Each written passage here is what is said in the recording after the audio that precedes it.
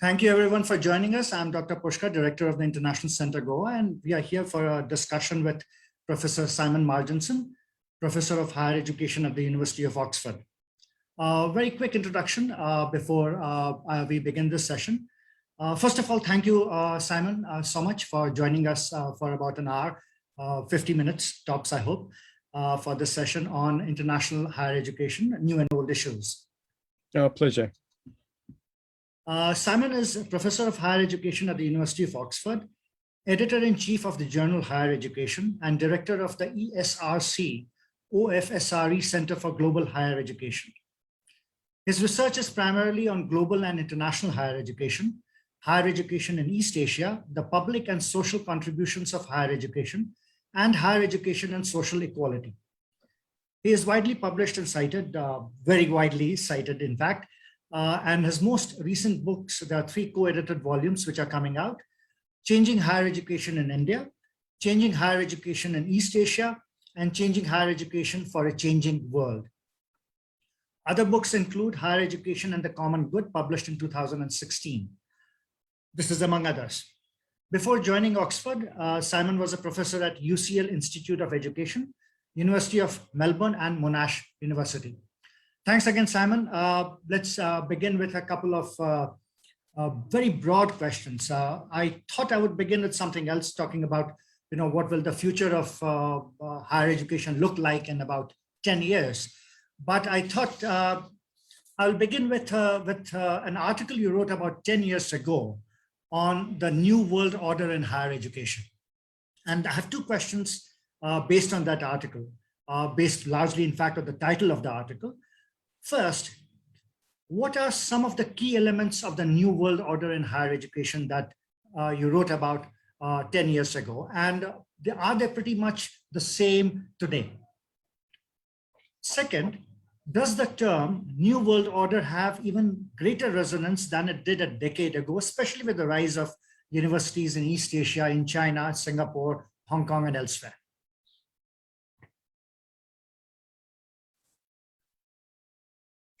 You want me to respond, Dr. Pushkar? Yes.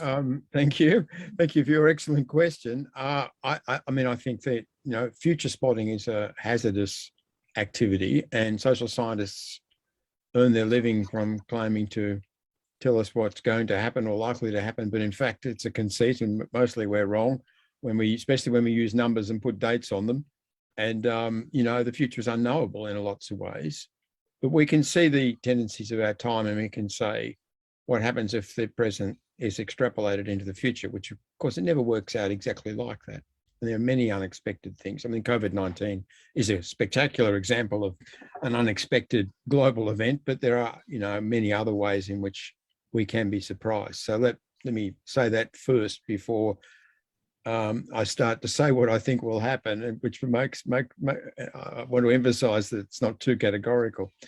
I mean, I think, the rise of Asia, but perhaps more generally, the multipolarity, the rise of middle powers, not just China. India will become a great power at global level because of its demography and its cultural resources. And ultimately, its economic development will take it there. But there's also, Iran, a very old civilization, very deep well of wisdom, if you like, going back to the great Persian Empire, Latin America. And coming up behind, of course, but with a rush, is Africa, with its very fast growing population. So sub-Saharan Africa is going to get bigger and bigger in the world as well. Eventually, you already see modernization taking root in the major cities, and the transformations are happening there too.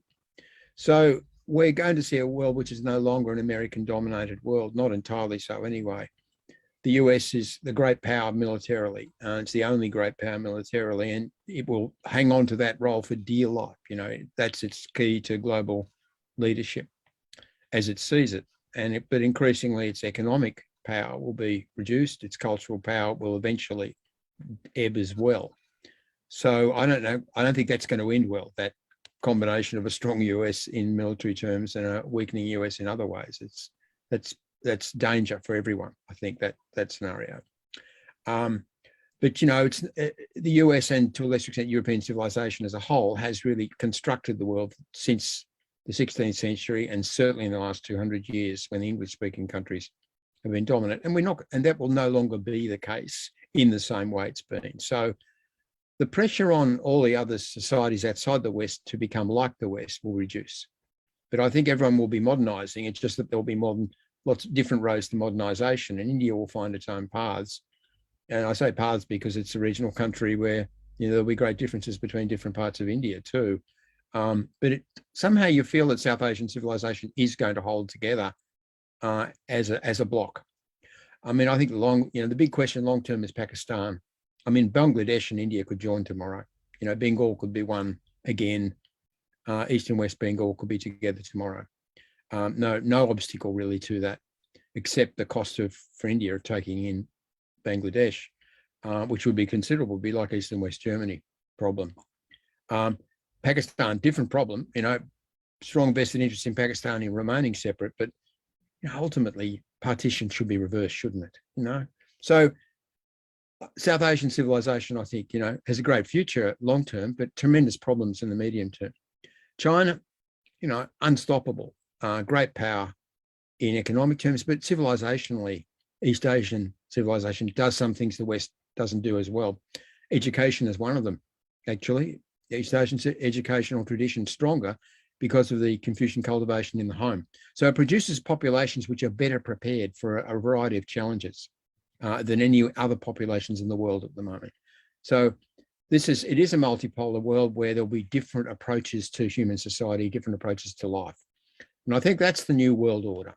In higher education, the European template, the semi-autonomous university with academic freedom and multidisciplines and teaching and research combined and service functions for the whole society and the economy, I think that template will survive worldwide. It's just like, you know, the European form of banking will probably remain fairly strong as well. You know, there'll be some things out of the West that will remain global templates, even though they take very different forms in different places.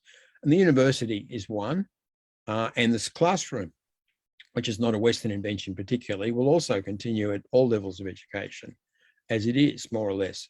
I don't think online education is going to replace face-to-face. In some governments would like to save money by, you know, broadening access through this means rather than building institutions and employing teachers, but that isn't going to work. It's not as effective as a model, and India will eventually not follow that road, I think. And also, I think ultra privatization, you know, the reliance on small private colleges will also eventually change, because that doesn't work very well either. But, you know, I think we are going to, for the foreseeable future, have face-to-face bricks and mortar institutions with faculty, with teachers at every level of education. So that will go on, but it'll just take different cultural and economic meanings in different countries. Thanks, Simon. I had a related question, actually, which was, we are talking about this new world order in higher education, or more broadly, the emerging world order, however we choose to call it. Now, knowledge production, as distinct from knowledge dissemination, is a separate. I mean, there are two different ideas, two different things. Now, I do know that knowledge production is still pretty much dominated by, you know, certain pockets across the world. I mean, the West Coast, California, Florida, Eastern Coast, a bit of the Midwest, Chicago area. And in Asia, primarily Japan, some parts of China, South Korea coming up. But isn't it true that knowledge production is still primarily dominated by Western countries? Well, yes while and no. China may be catching up in some areas, again, it's tricky because the United States is somewhat unique in the sense that it is still able to attract, and that's not necessarily true of Britain or France or Germany or even Australia, even though they have opened up considerably over the last 20 years. It attracts the best from across the world. So while the largest state of higher education in the US may be a problem, high costs of education, mounting student debt, and so on and so forth. But as far as knowledge production is concerned, the United States will still remain the center of the world? Well, I think it's changing. I mean, this is actually, it's in global sciences, what I'm primarily working on. And I find that the indicators for research production do tell us quite a lot about where things are moving because they're tangible, you know, they're figures that you can track quite easily compared to most other things where we generalize without really being sure. With research, we do know where the globally recognized research is produced. We know where the high citation papers are, so we know where the concentrations of excellence are. You know, we can track changes over time. So what you're saying is entirely right in about the year 2000, but 21 years later, it's looking a bit different. But you're right in one way, and I think becoming wrong in another. You're right in the sense that the knowledge production system globally is basically westernized. You know, it's Western science, it's the disciplines that will come out of North America and Europe, you know, the scientific disciplines and the humanities and social sciences as they've evolved in the European framework. And everyone's been pushed towards that, partly because the databases that we use to record science, to say what's valid and what's good, and what's going on, Web of Science and Scopus, produced by Elsevier, do exercise a lot of control over what's validated, and they are conservative in the Western sense. So it's English language. 95% of those databases are English language papers. So there's a lot of stuff outside the global knowledge, the recognized global knowledge system. And that's still Western, and it's still a Western view of the world, if you like. So the Chinese view of the world is not really there very much. But there's a lot of papers produced in China, which don't go into the global system, but are more, if you like, culturally Chinese than what does. And it's the same everywhere else where you've got multiple languages outside English. Spanish and Portuguese in Latin America, very important academic languages, but they're outside the global system, and so on. So you've got a situation where, yes, you're right, it's still led from North America and to a lesser extent, much lesser extent, the UK and Western Europe, Netherlands, Switzerland, high quality research places, and so on. Germany, of course, quite a player. But if you look at production of research, if you look at where the science comes from, the number of papers, the number of good papers, China is now just about equal to the US in the physical sciences, engineering, chemistry, materials, computing. It's probably getting ahead of US. It's certainly ahead in mathematics, in high citation work, has been for a few years. So it's number one in maths. It's coming to number one in computing research. And, you know, it's not that far away in engineering and chemistry. So China's a big, big player in this physical sciences. In the medical sciences, biological sciences, no. Europe and particularly the US are the quality places. China's coming up, but it's got a long way to go. But then look at India. Now, India is the third biggest producer of papers in the world. It's number one, China. Number two, US. Big gap, India, ahead of Germany and the UK. And India is producing across the board in many areas. In terms of high quality work, not yet there. Obviously, there is high quality work, but there's not as much as there is in China. It's like the situation in China 20 years ago, already beginning to produce papers much more quickly, more papers beginning to rise up, but the quality of the citation quality was lagging, and it lagged by about 10 years. Eventually, after about 2011, 2012, when there was a big injection of additional funding and concentrations of excellence in China, quality started to go up. So I'd say that, you know, the curve for rising quality was a decade after the curve for rising quantity. I don't know whether that'll happen in India, but India's in its curve for rising quantity now. So maybe, you know, if the concentration, the policies are good, you know, if the drivers, the internal drivers drive performance, they have very well in China, then India will start to improve quality-wise and develop more high citation material. And as I said, probably across the board in a range of disciplines. But India is already, you know, India, well below world average income as a country, not a rich country by any stretch of the imagination. Great, as you know, great diversity and great inequality inside India, but India is already number 3 producer of science in volume terms. Simon, let me go back to the question I sort of posed and then went into something else about what the future of higher education will look like. I mean, we talked a little bit about the new world order, the emerging world order in higher education, with China, really catching up. When the pandemic happened, one of the first things that was affected among the many was education, school education, college education. Everything was disrupted, and everything went online. Obviously, many countries were better prepared in the sense that the digital infrastructure that was required was already there. There was already not plenty, but at least sufficient online teaching, online interaction among students and teachers happening. So the transition was, I wouldn't say seamless. Everybody had their own share of difficulties, whether in the US or UK or Japan, China, anywhere.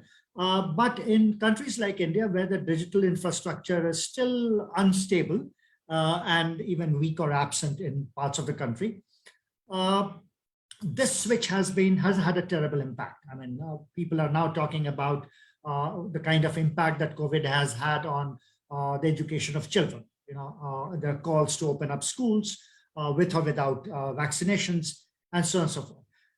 But at the same time,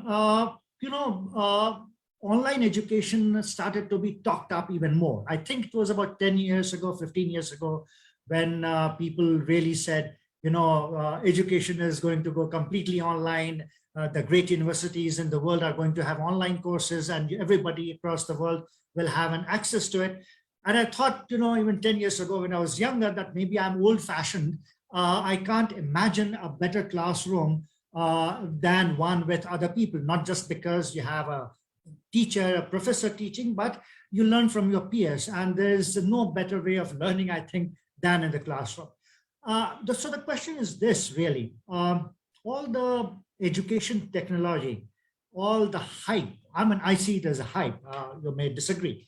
But will online education become bigger than ever before because of the experience of the ongoing pandemic? Because ultimately we are going to get out of it. In India, they are already talking about COVID-19 as an endemic rather than a pandemic. And we could be all completely wrong. I mean, it's hard to outguess, how the virus is going to behave and how we are going to be responding to it, in medical terms. So where do you see the future? I mean, I think it will be some combination of digital and physical, but can online education really be a substitute? Is the future really digital? No, not really. I mean, it's an adjunct, not the primary mechanism in the future, and as it is only an adjunct now. We only used it in the pandemic as our sole means because we had no choice. And, everyone's rushing back to the classroom as every country where the pandemic is, where we've got to the stage where vaccination has reached the 50% mark and beyond, and societies are starting to behave as if there's no pandemic, which of course is wrong, but they are. Everyone's rushing back to the classroom. No one wants to continue. They're only in online. Now, the logic of digital transformation is that when digital enables you to do something better, cheaper, quicker, more efficiently, then it replaces the old mechanism. So we buy books on Amazon rather than go to a bookshop because it actually enables us to sample a huge range of things, and we can do it really quickly and cheaply, and the books get delivered to our door. So, book selling, it's terrible to be a bookshop owner now. Book selling is really changing. And in the case of research papers, we can access them all online. It's much more effective than printed publication. So publishing, media, definitely going mostly online. That's the future of media. It's online and broadcast future, but a lot of it's interactive and online because it works better, because people like it more, and so on. Now, in the case of education and the classroom model, There's no online model that can do what the classroom can do. It can do some of it. It can give you the content, a bit of the skill building. It can't give you the sociability between teacher and student. It can't give you the sociability between students, big factor in the minds of students. And I mean, they can talk to each other online as they do in lots of ways, but it's not as good as being in the same place together, sharing a space, being in like a, inverted commas, friendship or family environment where there's some intimacy, and make friends and so on. So, you know, it's no question that, you know, online can't do those things. We've had a full test of that for 18 months almost, and we now know that for sure, you know, absolutely. I mean, it's all theory before. It was all companies trying to sell online prototypes and saying, this is going to sweep everything else away. We now have had a test of that, and we know the punters, as they say, want face-to-face education almost exclusively. And whenever they have a choice, of course, there are some categories, people who are in remote locations, people who are working full-time, who've got children, it may be better to access online than to try to attend an institution. And there's some that can't reach an institution. So, you know, those online will continue for those people, and it'll continue as an adjunct and as part of what we do all the time in higher education. So I think, you know, there's four things that have come out of the pandemic. One is that we've confirmed the face-to-face model is actually superior and desired by people compared to an online delivery model alone. Secondly, we've become much better at online education. So we've, in all kinds of ways, it's going to be better than it was in the past. It'll be there as a secondary mode of delivery, and it'll be there as an adjunct to what we do. We'll be also running a lot of our administration, our meetings online that we used to require people to, you know, to go to offices or meeting rooms. Well, it's much quicker to have meetings online, and we'll keep doing that. But the actual teaching and learning process, no, that won't go. So there's two more things I think that have come out of the pandemic. So first one is confirm the face-to-face model. Second one is we got better at online. The third one is that the demand for higher education has increased rather than reduced, partly because of bad youth job market during the pandemic, and in general because the enrolments of the level of demand in the labour market has slipped. And, you know, people need to be in education and are staying in larger numbers. The growth curve continues. The government's got a better chance of reaching the 2020 higher education policy target of 50% by 2035 in India because of this pandemic. I think it'll push, you know, the retention rate along. But the fourth thing that's come out of the pandemic is that greater inequality has occurred, and inequality because of loss of education for poorer families, especially, who've been unable to access online, and a really serious problem in rural areas in India, where there's, you know, 10% online coverage, and even that's not very adequate in terms of being able to really access a lesson properly and provide work and interact effectively in a class and so on. So, you know, it's been a de-equalizing or unequalizing factor, and we've got to have to recover from that, and it's going to take a bit of time. A significant worry in India is that the government sniffed the online revolution idea, you know, and said, oh, we can reach our national education target by 2035 using online mode of delivery. And now, apart from the fact that that's clearly inadequate, and you can get the content, but not really the full formation, and probably not the work experience or the vocational education that you can get in a face-to-face environment. So it's inadequate. It's also very unequalizing. And, you know, without tremendous infrastructure rollout of the internet and so on, and then you've got also the problem of devices, people not having devices. I mean, the phone is not going to be enough. You know, you need a computer for online education. And who's got a laptop computer in their home? How many people in India? A lot in terms of population, but in terms of proportion, low number. I think the government has to be dissuaded of this idea. You know, it's as bad as the idea that you can massify Indian higher education by letting the states create corrupt small private colleges. You know, that was a terrible idea. And online is even worse because it doesn't have the face-to-face component at all. So I mean, India is on the wrong road in terms of massification, and at the moment, and that has to be turned around somehow. But to go to online as the way of turning it around would make things worse.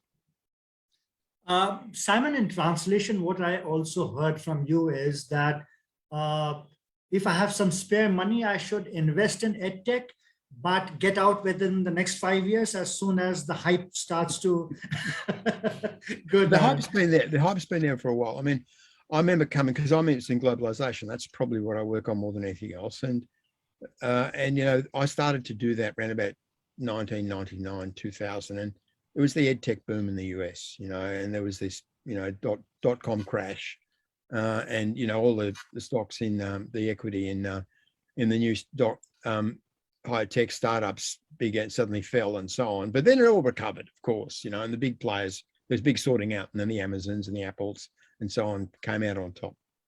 But everyone was then saying that the online university, the world university, would replace everything else. It's just shallow. When one of the tests of this is MOOCs. MOOCs are a really good delivery mechanism. You can get really high quality content, great professors, great scientific leaders, great humanist scholars in a MOOC, and providing as much entertainment as a good film. It can be and you can use cinematic technique. It's a very powerful medium in communication terms, but no one sees it as a substitute for the formative experience of attending a good university and networking with the others and becoming part of that cohort and forming yourself as a critical thinker in that way. A MOOC, 10% completion rates in MOOC courses, people disengage, they don't really talk to anyone except themselves. There's very little feedback. I mean, it's expensive once you start to do it, so they don't do it. It doesn't work as a formative degree structure. So, and the acid test is that employers, you can roll along to an employer and say, you've got, 10 Coursera units from Stanford, and they just look at you and say, so what? I mean, you need a degree. Still, that hasn't changed. So this kind of mode of delivery doesn't deliver in the labor market, and that's because no one really thinks it's equal to normal face-to-face education in institutions which have a good reputation. That's important. But there's on the plus side, online education MOOCs, however, whatever the platform, however we deliver it, if provided at a lower cost and of good quality. I mean, you look at a country like India, one of the real challenges is quality teachers. I mean, that's a challenge everywhere, but it's quite acute in India.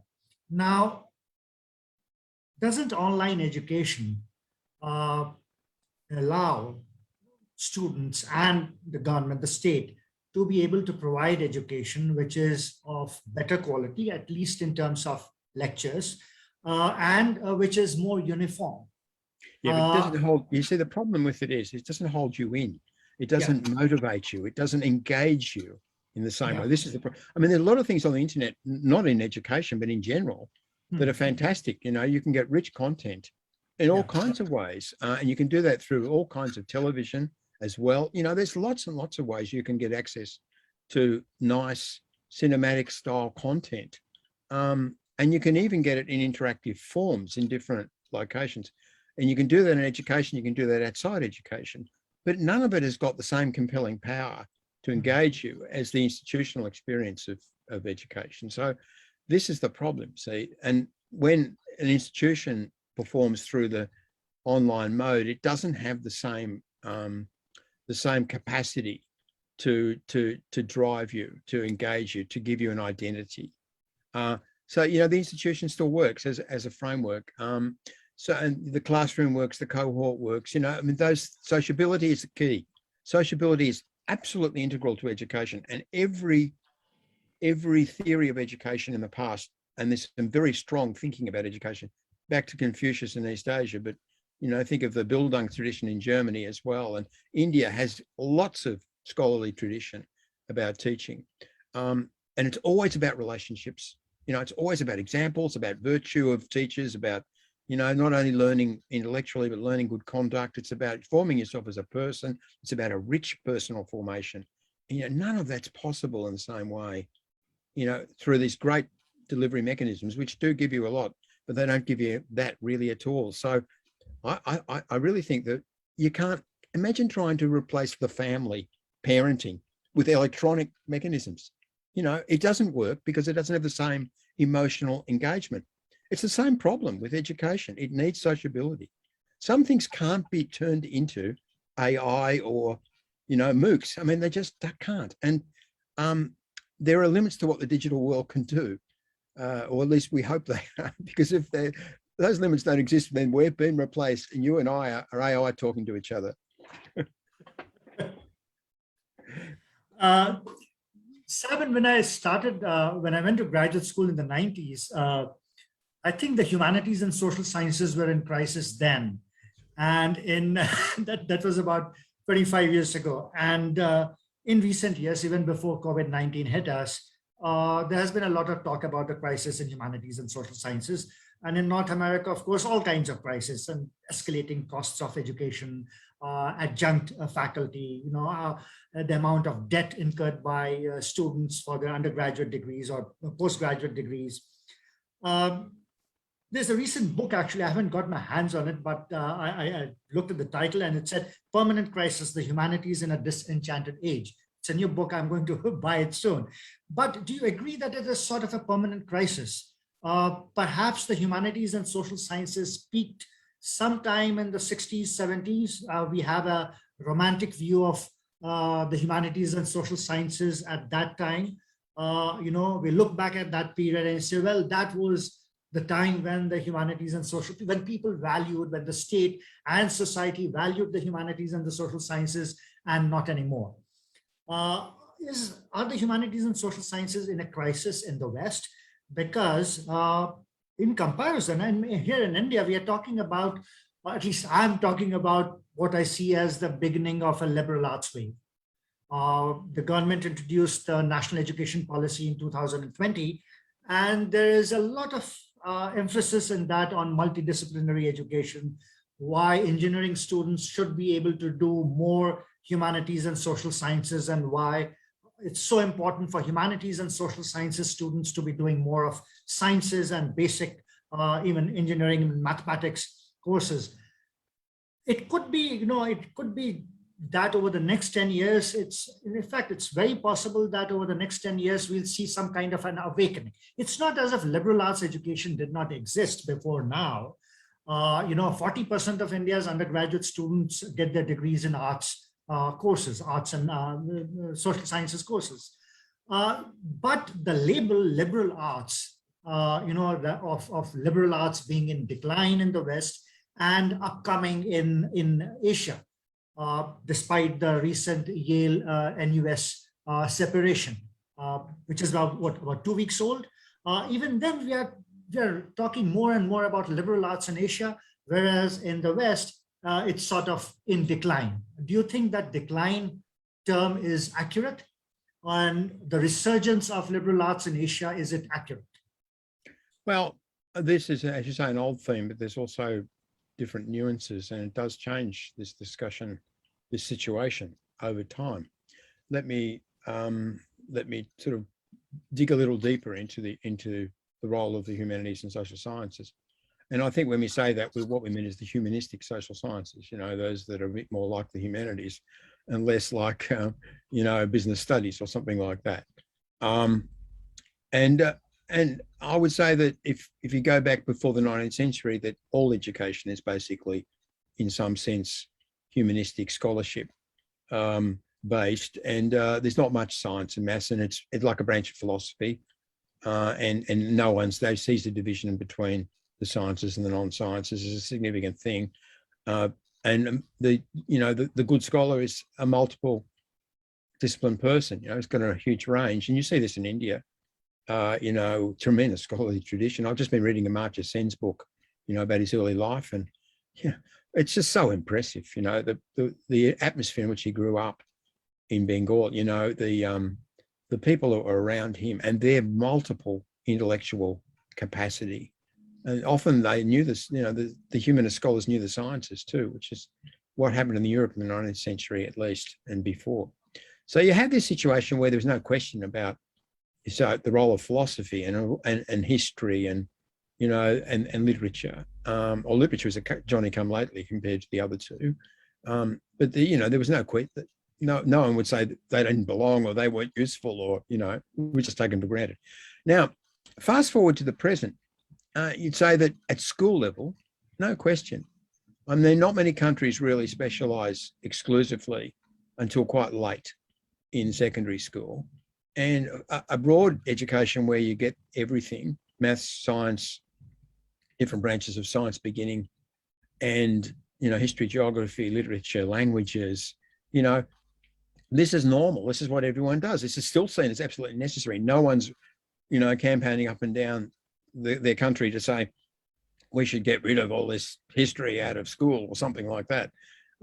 Maybe some governments would like to, but, on a bad day, but no one would really entertain that idea, or geography, or, or learning a foreign language or languages, it's all these things are absolutely central to schooling. They'll stay there. So it's only what university and post-school that we're really talking about, and vocational education. Well, there, I see that kind of 40% that you mentioned, doing the humanities and the humanistic social sciences.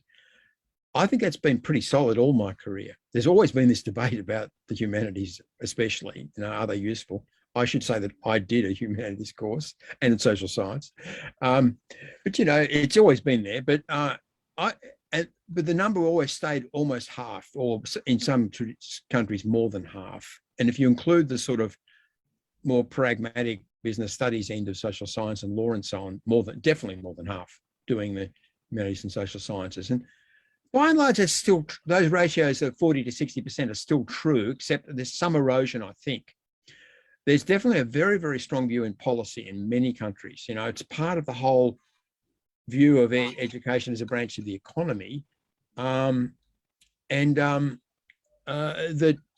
only the STEM disciplines give you really useful knowledge. And you can take these STEM graduates and they're like little machines. You can put them into a workplace and they will deliver quantification-based, sensibilities.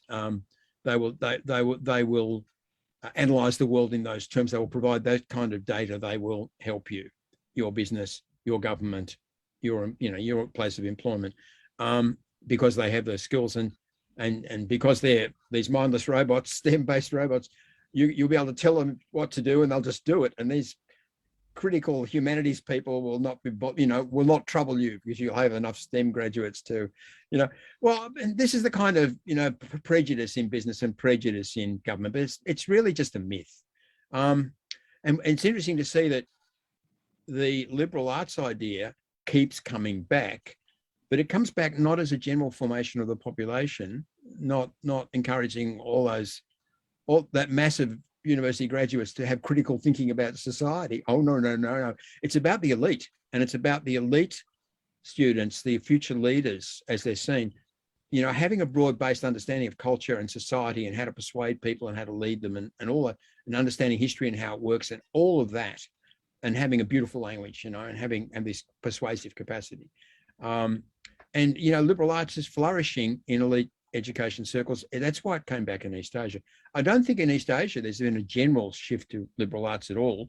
There's an elite liberal arts here and there in lots of places. And China's probably gone further down the STEM only route. And I think China's long-term educational issue is really, does it try to reconnect more effectively with the enormous well of Chinese culture? I'm an English speaker. I'm not a Chinese speaker, but I read a lot about China in English. And I talk to people who are bilingual a lot and, working on the cultural divide. And I am beginning to understand that Chinese scholarship, traditional scholarship, pre-Western intervention scholarship, and the subsequent years too, is almost as deep and rich, or probably deeper, almost as wide as Western scholarship as a whole. It's enormous and it's different and it has some good ideas. It's better in some areas than the West and worse in others. It really varies, but it's really impressive. Now, Amartya Sen is convincing me that India you know, the pre-Raj India has enormous resources intellectually, which is still kind of there. You know, there's a lineage. And, you know, I do think this is all going to come forward with the rise of China and India. Because, you know, as Martin Jacques said in his book about China, economic power leads to cultural power in the end. You know, you become, because the country becomes more confident, people have more agency, and they return to their roots with confidence, knowing they don't have to be embarrassed and say it's not as good as the West. They don't have to say that anymore. That will happen in India. It's happening in China now. So I think you'll see China bring, and there's a lot of people who want to do this in China, you know, bringing this sort of Confucian, Tao, and other traditions, the Buddhist tradition and the whole lot of it, and all of its rich stages of development back into the modern conversation in the way that the Renaissance in the West, which was such an important time, went back to the classical world and brought it forward again and used that as the springboard for great new insights. Chinese will do this. Maybe India will do it as well. So I think we'll see Chinese humanist scholarship defining the character of China increasingly, but at the moment it's on the back foot. And one of the reasons why social science and humanities in China are on the back foot is because the party doesn't like them. You know, social scientists in China are expected to do what the government wants. Well, social science everywhere does that to some extent, but one of the good things about social science is it can criticize and can raise alternatives and can suggest new policy approaches and new concepts. In China, no, you've got to follow the line. And even more in humanities, you know, because the humanist scholar might have a different view of what China is and, you know, and how it's proper for a government to behave and all those sort of things. And this is all threatening. So these disciplines are quite constrained in China, where STEM is trusted and is given full airplay, if you like. So in both the West and in China, for different reasons a bit, STEM has really been pushed forward, and the humanities and social sciences in official circles are held back, but their human role is still the same. And I don't think it's just not possible to extinguish them. And I suspect they'll bounce back as culture becomes more important again. Thanks, Simon. Simon, can we go up to 1 o'clock your time? Yeah, that's okay. That's okay. Okay, so there are a couple of questions, but we'll get to them, say, in another 10 minutes. Someone wants to know about the Marginson book. Yeah, there was one question on, I don't see it anymore. It was about the separation of Yale and US in Singapore, and also an incident involving Ashoka University in New Delhi. They're both very specific, so I'll just let them be for now. And we'll see if we have time to take it up towards the end.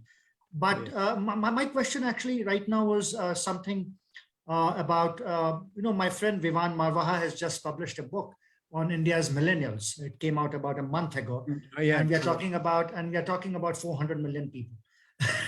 Right. So, and in the book, there are two things that he really emphasizes on based on his research, that these young people have aspirations and they have anxieties. These anxieties are not just because, you do not have enough opportunities. I think the Indian paradox is that you do have opportunities, but you do not have young people or even the workers with the necessary skills to take up the jobs that are there. I mean, that's the number of, I was just doing some number crunching for something I'm writing on. The number of students doing engineering in India has declined from about 4.1 million to 3.7 million since 2012-13. At a time when India still needs engineers, but they need skilled engineers and they can't find them. Companies can't find them, especially since COVID-19. Engineers are commanding, not in all fields of engineering, but certainly in some, they are commanding high salaries and companies can't find enough of them. But the question is this: in a country like India, which is a lower middle income country, and in other low income countries, when people talk about education, whether higher college education or school education, is it even reasonable to look at education as something which has value in itself? because ultimately 400 million people, why do they care? Why should they care about education having any value in itself? They care about education because, you know, it gives them jobs. It can give them jobs. It gives them a secure, relatively secure future. So are these larger debates which you have in education and in the public space more broadly about the value of education, are they even justified? No, because in the context of affluent countries, sure, in education you are training people to be citizens. You know, the whole argument about what education does, character building, to all those things, civic mindedness, and so on and so forth. But in a country like India, with 400 million people going to be looking for jobs and going to school, college, and going on to look for jobs, you know, what they should simply be caring about, and what they do care about, is whether education can provide them with those skills or not. Engineering education, it seems people have realized, is failing them because, of course, of the quality of engineering education. How would you respond to that? Well, I think that, you know, one of the engineering course is very important in modern India, you know, as a field in terms of education and in terms of the workplace and the professional life. Engineering's been a really, you know, India is a country which has put engineering right at the center of things, and not the only one. I mean, you know, this from Korea to Finland, across the world, you see countries where engineering might be a third or even half of the graduates. You know, engineering has this special role in some countries. In other countries like the UK or Canada, say, the engineering numbers are much smaller, and it's kept as an elite profession, almost like law. You know, the numbers are controlled, and that way the professional character of engineering as a sort of club is maintained, and the salaries are kept high, and so on. So, but in India, engineering took this developmental role, and this is quite common, as I said, in a lot of countries have done this. So engineering had this place in the hearts of every Indian educator in a way. And I've just read a very good paper on engineering in India, which shows how central it's been.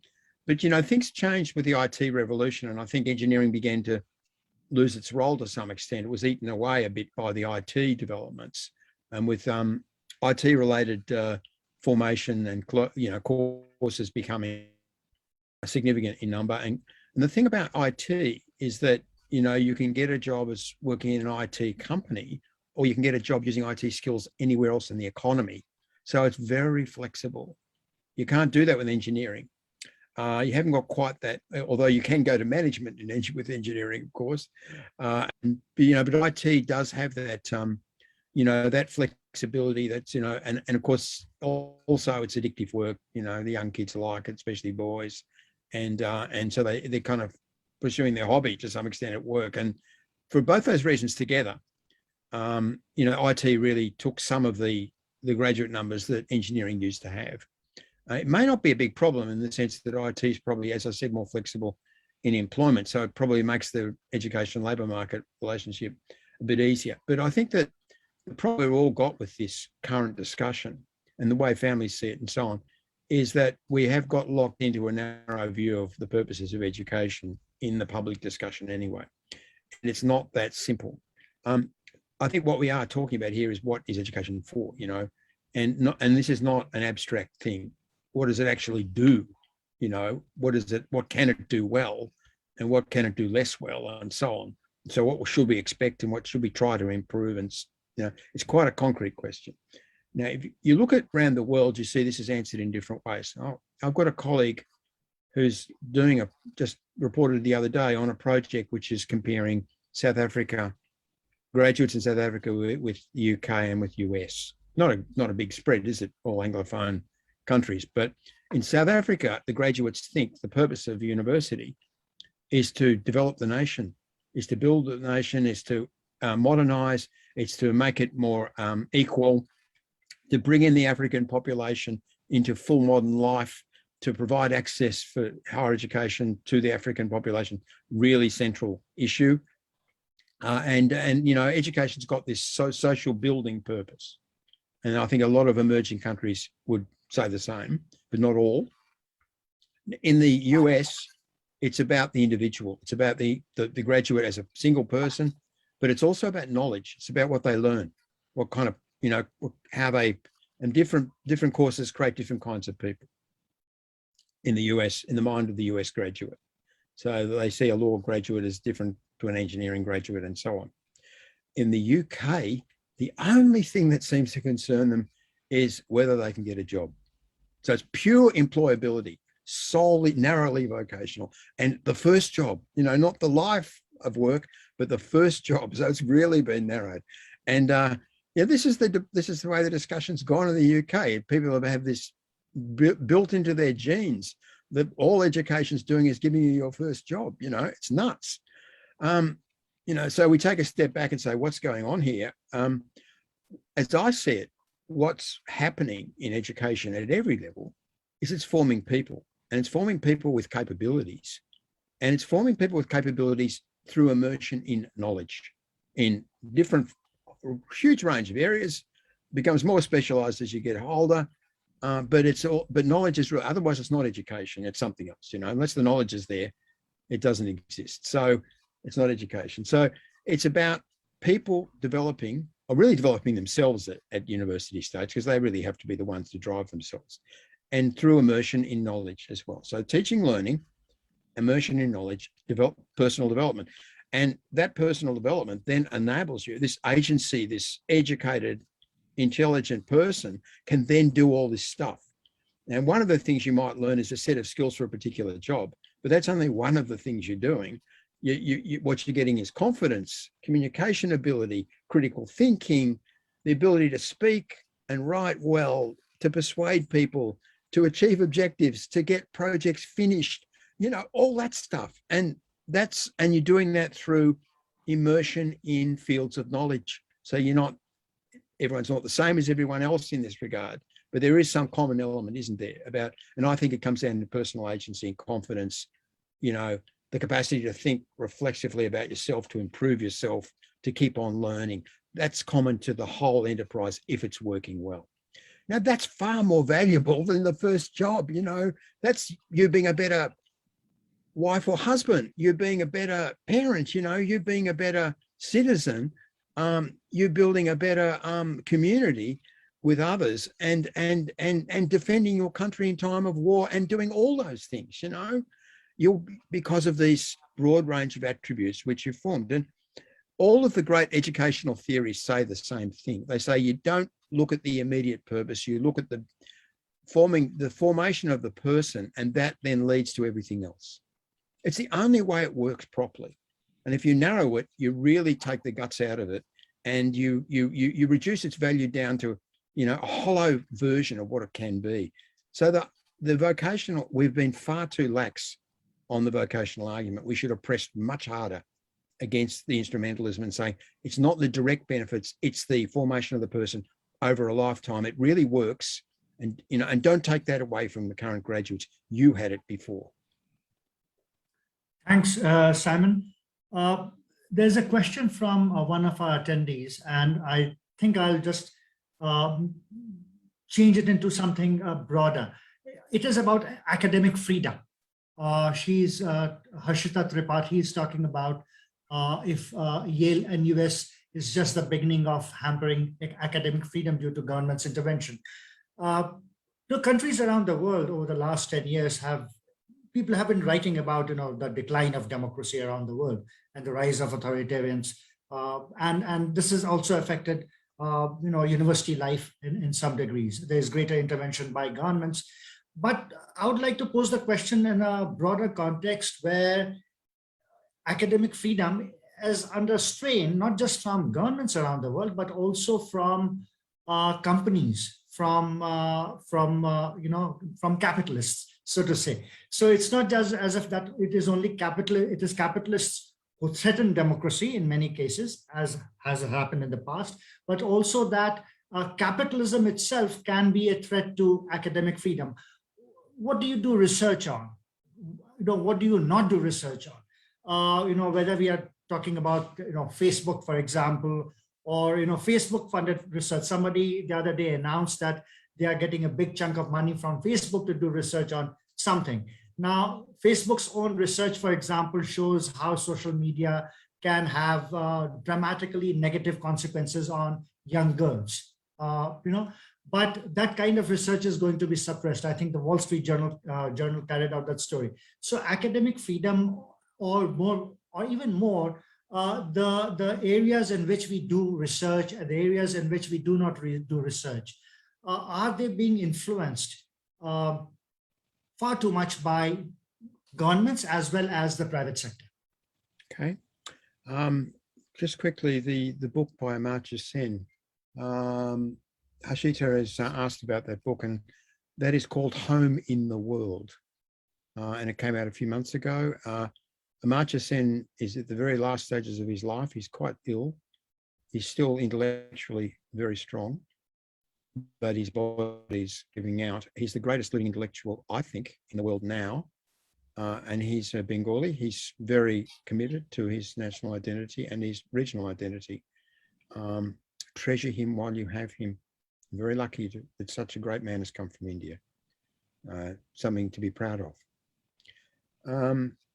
The question of academic freedom is central for us. I mean, I think that if we lose that, we lose the university, as it is.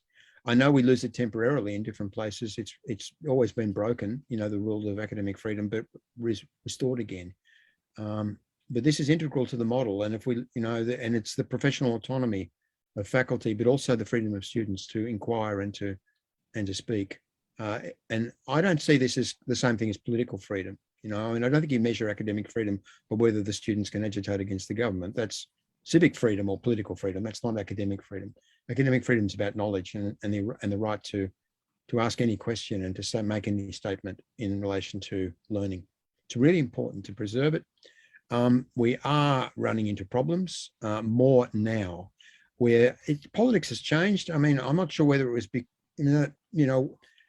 a complex of factors. I'm not sure whether it's just economic or just political or both. But in the period after the fall of the Soviet Union, when the American model was kind of triumphant worldwide, there was definitely a period where politics relaxed a bit.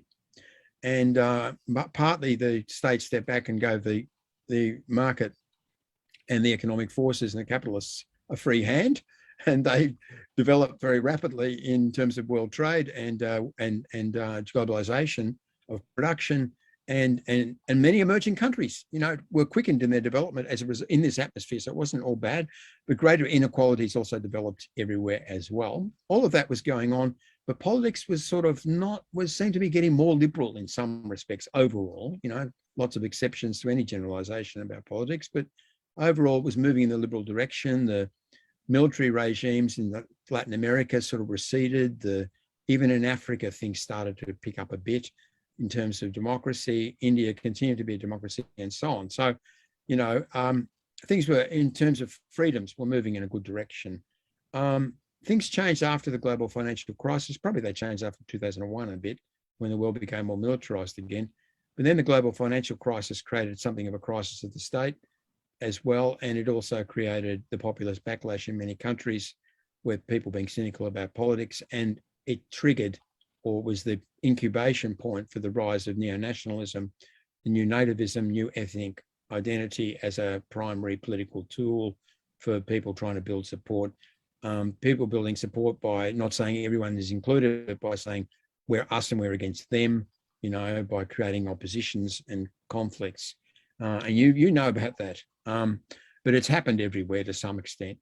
India is a really good example of, kind of central example of it, but it's happened in lots of places. So we've had this move to reassertion of the state, social division as a political tool, but the state getting stronger. And I think in general, and I think the state's getting stronger partly because of technology and the surveillance instruments it has at its disposal. And Chinese, unfortunately, have pioneered some of this, and their systems are being imitated in other countries as well. But the tech companies are working in with the US security establishment as well. And so this capacity to manage and monitor populations has greatly advanced, and this is going to be very bad for liberal freedoms, including academic freedom, unless we can find ways through. So I think, and we're seeing an increasing number of incidents in universities where, for political reasons, states are stepping in and victimizing or controlling in ways they shouldn't. And I think we can only have solidarity and fight these issues one by one And we really need to be alert to this more than we are, because there's so many other things going on: pandemic, climate change, the big issue of our lives and our future. That's all going on, but if we lose academic freedom, we lose the capacity of the human race to deal with many things more effectively on a cooperative basis. We haven't got much time left, Dr. Pushkar, so let me say something about capitalism. And this is a kind of heartfelt plea, I think, from the UK, from Oxford, you know, the old colonial mecca of Oxford, to the former colony, now the vibrant nation, and no longer a colony in any sense, India. I do think we're all in quite a lot of trouble in the environment, you know, with climate change. We need to address the environmental issues really urgently on a cooperative basis. And there's no sign that the nation states are able to do this. They're not able to cooperate. They're putting forward targets. They're saying, we'll improve things in 20 years. They're not doing anything now. You know, everything is rapidly deteriorating environmentally and nothing is being done. And I think we have to step back and say, why is it like this? And the reason it's like this is because of the core assumption of Western states, Western societies, that capitalism has to be free to work its will, that the market has to be free, that self-interest in the marketplace should decide what human societies do. And the market forces are too strong. If governments want to fix the environmental problem, they can't, because they're blocked by the power of the oil companies, the gas, you know, the coal. From my country, Australia, controls Australian politics. You know, all of the big plastics companies, all these big players, the meat, you know, mass meat companies, and you know, and fostering the wrong habits in terms of what we eat and what we kill to eat, and so on. So all of this, addressing all of this, is impossible because capitalism is in the way. And it has been the Western world that sold this model of development, high consumption, you know, high competition, high consumption, high growth rate in a measured sense, all of that, to the rest of the world, and it's bedding it down across the world. So we've got it wrong. The Anglo-American world leadership, which puts the market above everything else, has got it wrong. And it's really important that the multipolarity I talked about comes forward. The other nations, the other strong cultures and traditions start to exert more influence on the future of the world, because if it's left to Western capitalism to decide the future of the world, we are going to lose it all. Thank you, Simon. I think we'll end here. We are just past 60 minutes. And I wanted to thank everyone for attending. And I wanted to thank you, Simon, for taking the time out to talk. I still have to read some of your past writings, because I sort of discovered you about a year ago, and I have been reading plenty of your older articles, but still catching up. And you now have 2 or 3 volumes, edited volumes coming out. Need to catch up with those too. And I hope one of these days in the coming year or the year after, you'll be able to come to India and possibly visit Goa. And we'd be delighted to host you over here. And I look forward to that possibility. Thank you so much, Simon. Thank you, Dr. Pushkar, and a pleasure to talk with everyone. And thank you for the questions. I'll leave you now and wish you all the best for the future. Bye. Bye.